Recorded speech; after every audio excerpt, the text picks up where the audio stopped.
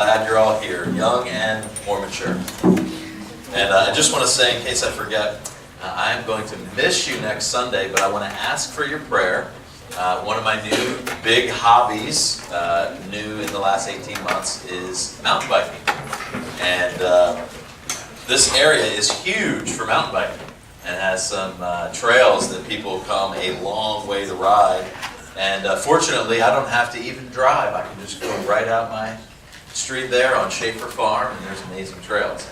And so next Sunday, actually next Saturday and Sunday, there's going to be a huge event, biggest event on the East Coast, called the MoCo Epic. MoCo, Montgomery County Epic. It's a 25, 35, 55, and 65 mile mountain bike race, and I'm racing in the 65 mile version. Pray that the Lord has mercy on my backside, because I haven't ridden further than 30, and 30 hurts pretty bad. And so the neat thing about it, though, is how I have growing relationships with people that I wouldn't otherwise meet. And my doctor is one of them, my chiropractor. I've been rode with him, and I'm going to maybe ride with him and some of his buddies. And just pray for me. I just want God to use me. I want to make it through the race, but I also just want to be a blessing to the community of mountain bikers. And so I'll miss you, and hopefully you'll miss me too. Laura and the boys, I think, will probably be. This week is week number 4 in our series called Identity Theft. And so if you have your notes, your bulletin right there, if you can pull that out, we've got some fill-in-the-blank kind of things there. Today we're talking about a common lie that way too many of us believe, and I think it's going to be especially apropos in this context. And I'm praying that God will use His Word in a very powerful way. Too many of us believe this lie. It's the lie that we are what we do. It's the performance lie. It's the lie that says our worth, our value comes from what we do. From what we do. And let me just say up front, of all the lies that we've talked about in this series, this lie affects me personally the greatest. And I think that for many of you, that is also going to be true. I've been plagued with the lie, believing that if I perform well, if I do well, then typically I feel well and I feel valued. I feel like I did something of value. I contributed something. And I know that many of you struggle with this too. And King Solomon, he struggled with this. Back in the Old Testament, he was like this too. He was the wisest person to ever live, the Bible said. And yet, even though he should have figured it out, he didn't. And so notice in Ecclesiastes chapter 2, verses 10 and 11, the king, David's son, Solomon, said, "My heart took delight in all my work." Boy, if we just put a period there, many of us would say that. We love to accomplish our work, and Solomon did a lot of work. And this was the reward for all my labor. Yet, when I surveyed all that my hands had done, and what I had toiled to achieve, everything was, say it out loud, everything was meaningless. It was a chasing after the wind. I never could fully get it all done, or do it all, or feel fully satisfied and valued, even in being the wealthiest and wisest and amazing accomplishments. In other words, look what I've done. I've built this great kingdom. I've got all this money, all this wisdom. The kings of the world come to me for wisdom. And I'm like, the guy, I'm the man. Solomon. Man. And this is good. And then he's like, dang, it's not really all that it was promised to be. It wasn't all that it was cracked up to be. And really, at the end of the day, when I put my head on the pillow, I might feel good about myself for a while, but it's really meaningless. And so if we believe the lie, I am what I do, then our identity wrongly comes from several places. And I'm going to ask you some challenging questions, and I want you, along with me, I've been wrestling through these questions all week. And I want to ask you to wrestle with me in your own life. and just to be really honest about some things that chances are you don't want to be honest about. And probably especially for parents as you think about your children. But neither do I, because sometimes the truth really hurts. The truth of where we are seeking to get our identity and our value from. The truth about that really hurts. So it's better and it's easier, especially if you live in this county, to just keep on plowing through. Keep on spinning on the wheel. So notice, when we believe the performance lie, our identity wrongly comes. Number one, this is on your bulletin there. It wrongly comes from what we've accomplished. And I'm saying this in front of a group of people who have accomplished a lot. Parents and older and you young people. So many of you have already accomplished so much more than I ever accomplished in middle school and high school. I mean, I never even read a book cover to cover in high school. And many of you, you've read at least 2 books. Yeah, that's a joke, right? Like you've read a ton of books, right? You started school, right, with perfect attendance and conduct awards and ribbons and all these accolades, and living in Montgomery County, boy, to get some awards, that's pretty special, And even as a young child, you grow up seeking to perform and get those ribbons or whatever. We accomplish things and we feel good about ourselves and we feel valued. When we don't accomplish, we feel terrible, right? We get a bad grade, we feel bad. Generally, I honestly, sometimes I did. I never got like D's and E's or F's, like in elementary school. And it wasn't actually until college that I finally failed a class. And so, I didn't, C's, that's average. If I got B's, A's, yeah, that's great. I know for many of you, it's A minus, and you feel you're ready to go home and like slam your head against the wall. Or you get a low performance evaluation, in work, and you don't walk out of that feeling really good, like you're not ready to go celebrate, you didn't perform well this quarter. If you have a high income, you get a raise. Generally, you walk out of a meeting where you got a raise, or you got a nice bonus, you feel good about that. If your income goes down, or the government shuts down and you're depending on that. By the way, praise the Lord, I think last night I heard people are going back to work. No. Maybe. Some people, maybe. Didn't mean to get political on that statement. I know there's at least one person, actually he's not in this room right now, but I know one person close by who was affected by it, maybe some of you as well, right? And you don't feel so good when you get the furlough notice. Doesn't feel very good. We put bumper stickers on our vehicles. I don't think there's any in our parking lot, but there might be. In our arrogance, my kid did better than yours. Ha! And he goes to this school. That's sick. I got one of those. And I begged my mom not to put that on her car.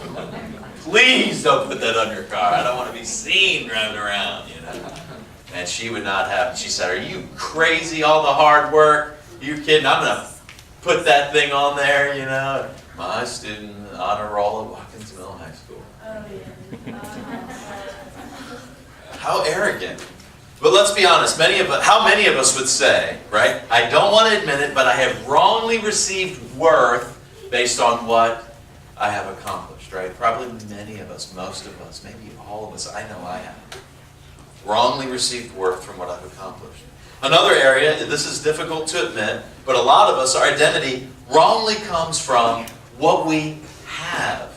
Again, I'm in the presence of some people that have a lot. And especially if you compare what we have in Montgomery County, even the poorest family in our church, I have to fight for you over who gets that award, but has a lot. Is wealthy compared to most countries in the world, right? We're wealthy. Nice cars and homes, clothes. One of the things that I really like is sunglasses. I bought cheap sunglasses for a long time, and then I got some nice sunglasses a few years ago, like some nice polarized one that I got on some cheap deal. By the way, if you're looking for a deal, honk him. Man, he's the deal meister. But now I've got this really, and again, I didn't go to Macy's and buy them, but I got some really sweet deal. Now, I love having some nice sunglasses. And I got to admit, there's been a couple times where I'm wearing my nice sunglasses that retail cost, blah, blah, blah. And there's been, not normally, but there's been a couple times I've thought in the presence of someone, I wonder if they noticed. These are some sweet sunglasses.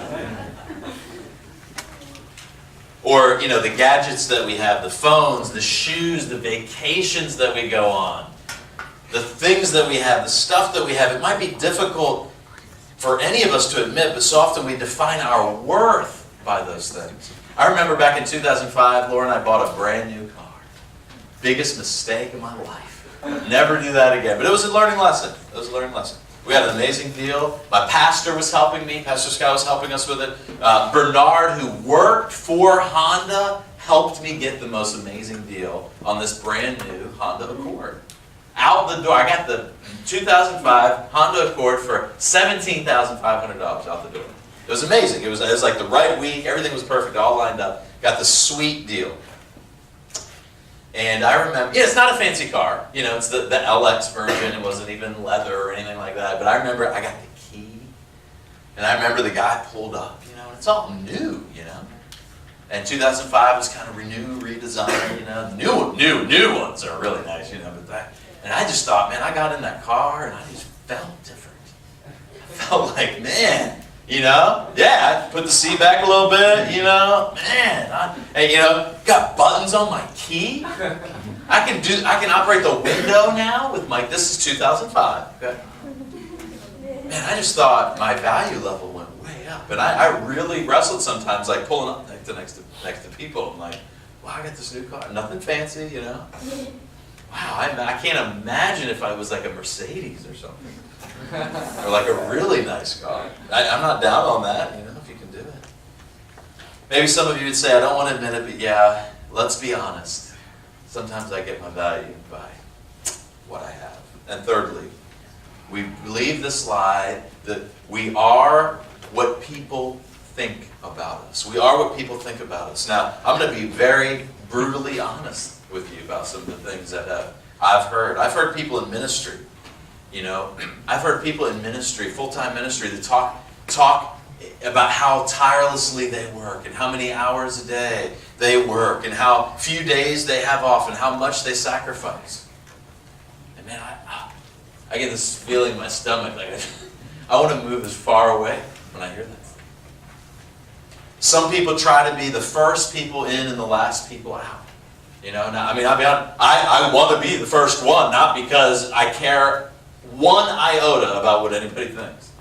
But I truly want to do what I do as well as I can for the honor of God. And if that's your motivation, that's totally good. I don't care if I'm first or 10th or whatever, but I want to be here, early. And, when you think about the context of football, I encourage my kid, we're never late, man. I don't want to be late, And, you hear these stories of how the quarterback or somebody that's coming back from injury, they're the first one on the field, last one, they're working hard. I'm not down on that, right? The problem is when I'm doing those kinds of things so that someone thinks something about me. And I get some value. Now they think, man, I'm the hardest worker on the team. Man, wow, it shows up early every time. Wow, I feel valued because, man, that must be a righteous pastor. There's a lot of pastors and people in ministry who work tirelessly, quote unquote, for the church and lose their family. Does that hold value before God? No. I have actually heard the lie directly. I have heard this. People say, well, I'm serving the Lord, and because I'm being faithful to the Lord, I know God's going to take care of my family. That is, I'll just say, directly from Satan would want to say that. The whole heartbeat of the community is the family, not the church. And the family, when people look at the family, they get a picture of the church. Right? That's what Paul said. Husbands, you love your wives like Christ loved the church. And this is a picture when people look at you, they're going to see your sacrifice for your wife. Not sacrificing your wife. That's what a lot of people do. They sacrifice their wife. They sacrifice their kids. Man, Paul said directly to fathers, don't you treat your kids in a way so that they're bitter with you. If you're not there, they're bitter. I promise. That's a big pet peeve.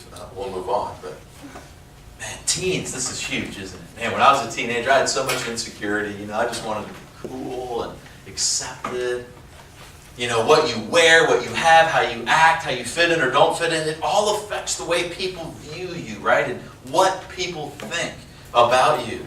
And who wants people to think that you're that kid, you're that teen, or you're that person, ... Fill in the blank. Nobody wants to be that person. Nobody wants to be that weirdo. Right? Nobody wants to be that Jesus Bible thumping weird Christian person.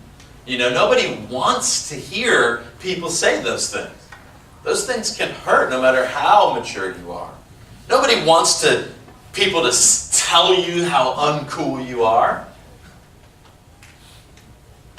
I remember, man, 4th grade. I didn't have the nice sunglasses, but I got the sweet checkerboard sunglasses from the gas station. They were like $2.99. Man, they were sweet.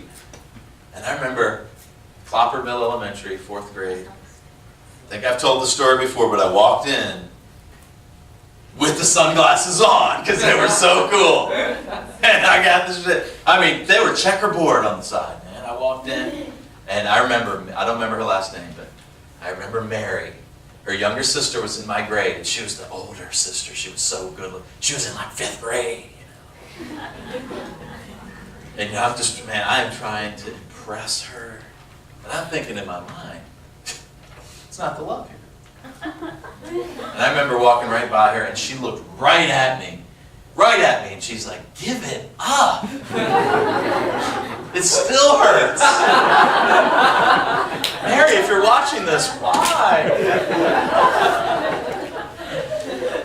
Man, that stung for a long time. Nobody wants to be that guy. I didn't want to be that guy. Nobody wants to be not as smart. Nobody wants to be in 2nd place. Nobody wants to be not as able. Nobody wants to be not what others think is acceptable. If the cool club in your mind is the chess club or the swimming club or the math club or the science club or the football club or whatever club it is to you, nobody wants to be outside of that. Right? You want to be in where it's acceptable. Whether that's cool or successful or whatever, right? How many of you would say, yeah, I often wrongly get my identity from what people think, right? We wrestle with that. Remember this. Never forget this. You are not what you did. You are not what you do. You are not whatever you're going to accomplish. You are who God says you are. You are who God says you are.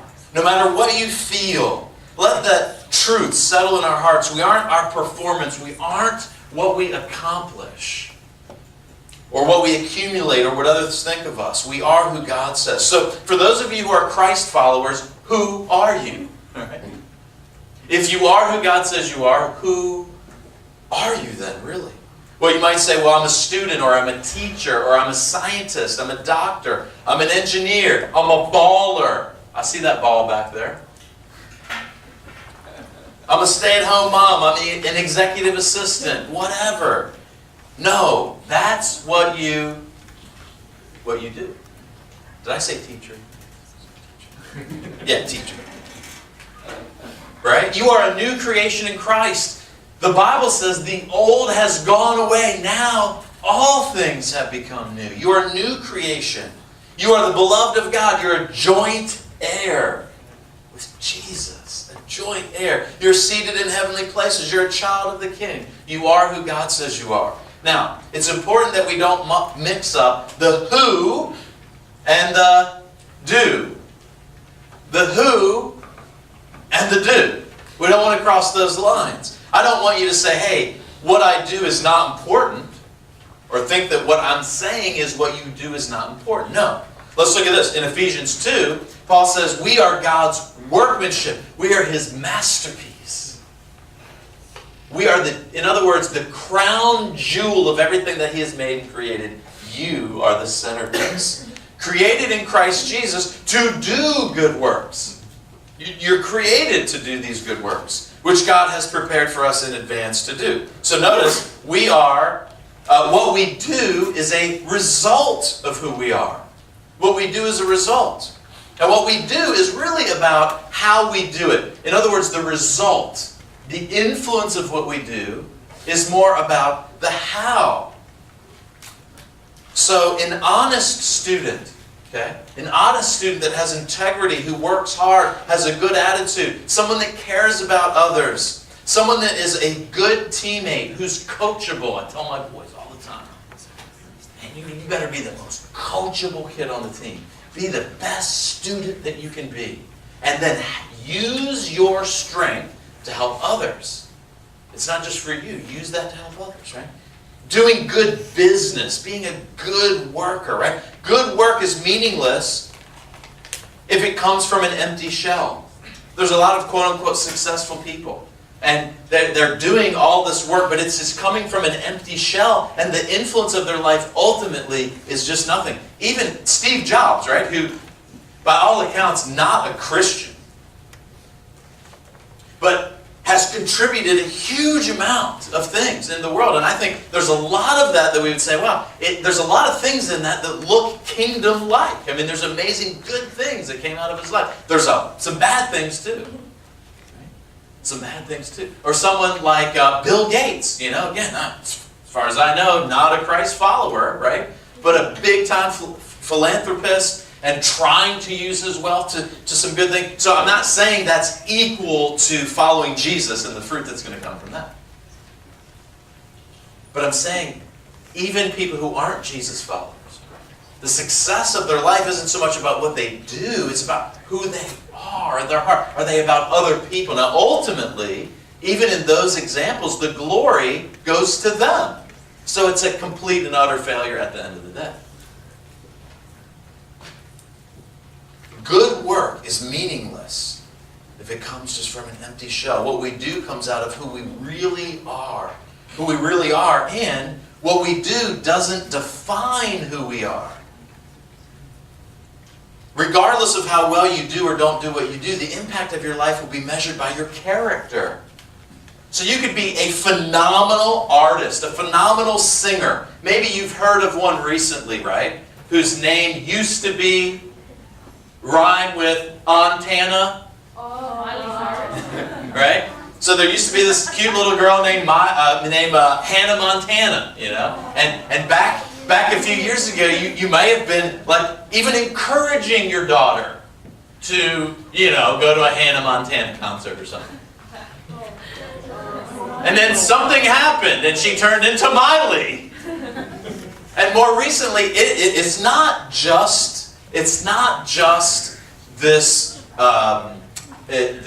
inappropriateness or vulgarness or anything like that. What she is doing is in your face, right? Like, punch you in the face, outwardly say, I don't care what you think. And so even though she's incredibly talented, right? There's tons of money, probably for a long time. Very successful in what she does. But with a character that so many people around her it's broken. It's broken.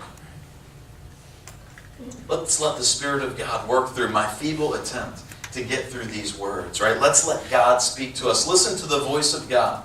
And let God define two things for you. Two things. The first thing is this. Let God define what I call the do's and the don'ts. The do's and the don'ts. Let God define what you will do. Let God define what you do. And what you won't do. Why is this so important, right? For those of us who struggle, especially those of us who struggle a lot with the performance mentality, those who are more inclined to serve, to give, to give ourselves to certain things, those of us who are more inclined to take initiative, those of us who are problem solvers, those kinds of people among us. If you struggle with this, your life is probably overcommitted, stressed, and at times straight up freaking out. You ever feel that way, young person? Right? You just overwhelmed. Some of the times you can't do anything about it. It's a direct result of teacher A, B, C, and any combination of the three. And you're just overwhelmed. Or maybe your mom or dad and or you thought it was a great idea to get into this program that really you knew was going to freak you out and overwhelm you, but you're okay doing it, but then you get into it, and by the time I've seen many kids, but they get to college and they totally regret their whole teenage experience because it didn't amount to what they thought it was going to amount to. I've told you about dear young lady, very, very fine young woman who's pursuing God, who was in our youth group, who was in the IB program at Richard Montgomery, Richard Montgomery, the International Baccalaureate. Fine program. I'm not down on it, right? But and she got into the University of South California. South California. Southern. And unfortunately for her, she loved art. And she got an art degree, which has amounted in 0 jobs. Now she is serving in Baltimore with Teach for America. She's involved in this awesome church up in Baltimore now. We just saw her a couple of weeks ago. And I'm listening to her tell her story to me, the fresh version of what's happening in her life. And I am just praising God. The Lord just has her heart, and she wants to be involved in missions, and she's just waiting for a husband. She doesn't want to go single, she's just waiting for a husband, and she's ready to give her life overseas. And she told me, I don't want to just go for a couple years. I'm ready to go and give my life, pack it up, not really literally hit the boat, but, fly off to some country and give my life. At the end of the day, that is what matters. Young people, I'm not saying you shouldn't get into this program and do your best and get good grades. And parents, I'm not saying it's a big mistake that your kid's in some program for this or pursuing that program. I'm not saying that at all. If it is what God wants you and them to do. Right? I feel like my sons right now are just wired for football. Elijah, the coach came up to me 2 weeks ago and he's like, your son is the most teachable, coachable kid I've ever seen by far. He's not the best kid on the team. He's tiny. He gets his bell rung all the time. But every week he's getting better. And he's studying and he's into it. And I'm not pushing him. We talk about it a lot. And every night we talk about how is God in the center of things. How can you be a blessing to your team? And then just Friday, I'm sitting on the sideline with one of the parents. And he just asked me a few questions, and it was like, those kind of questions that you can't really get around, like, what did you study in college, and what do you do, and those kind of things. So when you're like in ministry, how do you make it sound, less offensive? And I was just like, bam! Man, when I was 20, God wrecked my life back in the right direction because I didn't know who He was. I was going far from Him. He changed my life. I thought I was going to be an electrical engineer. That's why I went to college, but all I really believed that I was supposed to do on this planet is serve other people and teach and preach His Word. And I just gave the spiel in like 5-10 minutes. And then, I had no idea. He's a very, very well-dressed man, drives a Mercedes, and he's driving from Baltimore to Damascus. And at the end of it, he says, wow, we have a lot in common. And he starts telling a little bit of his story. He said, yeah, I'm currently 18 credits from having a Master's of Divinity. And I've been in conversations with him where he cursed, didn't really sound like a Jesus-following guy, Wouldn't have thought, and he's like, yeah, had some struggles, and don't know if I want to finish, and he's not in the ministry or anything. And then he gets to the end, he's like, man, and practice was wrapping up, we got to go. And he said, man, I want to start picking your brain about something. And I was like, yes, God, this is what we're praying for. We're in the right